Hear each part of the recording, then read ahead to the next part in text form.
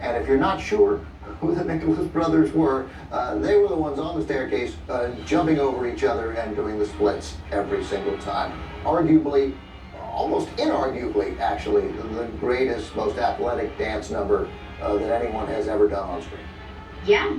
Gregory Hines once said that if you wanted to make a biopic about the Nicholas brothers, you couldn't unless you CGI'd them because nobody would be able to do what they do. I mean, no one was able to do it at the time, and no one's been able to do it since. Fayard and Harold Nicholas are the Nicholas brothers. Who taught them to dance like this, to do the splits? Fayard taught himself, and he would later joke. He would say, "I saved a lot of money, didn't I?" Because he just saw what he saw on the stage, and then he decided just to do it himself.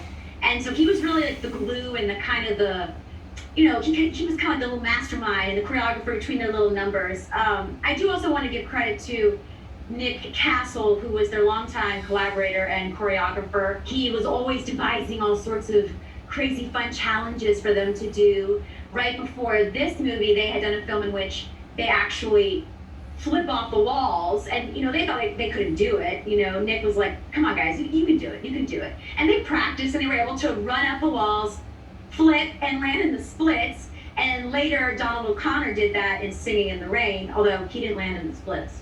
And he always credited the Nicholas brothers with doing it first. But Nick Castle was really awesome and really great because at the time, because racism again, a lot of choreographers did not want to work with black performers. They didn't care that they stole their moves. They were totally fine with that, but they did not want to work with them. And Nick Castle was just so ecstatic to work with the Nicholas brothers. He was like, "I'm so lucky that I get to work with people that can do everything that I envisioned." Also, another thing I just want to say, Ben, about the Nicholas brothers and their story that I found so compelling was that they never had a falling out. They never fought. They loved each other. They supported each other until the day they died. Which, in this business that's full of feuds, family feuds and sibling rivalry, I just think that's so wonderful. Some people know Harold Nicholas because of the woman he married. Dorothy Dandridge. It was a tempestuous marriage. Yes, both Fayard and Harold will admit that while they themselves as brothers had a great relationship, they were horrible husbands. I think Fayard put it best. He said, a lot of entertainment people aren't really great at family. Ultimately, their careers and their lifestyle took priority, and they weren't there for their wives. Harold was, 6 or 7 years younger than Fayard, is that right? Yeah. So Fayard taught Harold. He also named Harold. How did Harold Nicholas end up Harold Nicholas?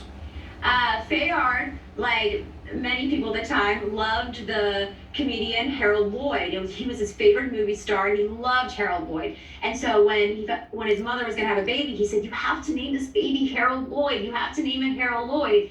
And so she did, Harold Lloyd Nicholas. And what's really cool is that years later, when they were performing at the Cotton Club, Harold Lloyd came, and Fayard went up to him, and he said, "I named my brother after you." And Harold said that he was so honored. You can read more stories like this in Carla's new book for TCM, This Was Hollywood. It's available now. And don't go away, because we have one more film where Carla will join us. It's Eleanor Powell in Broadway Melody of Night.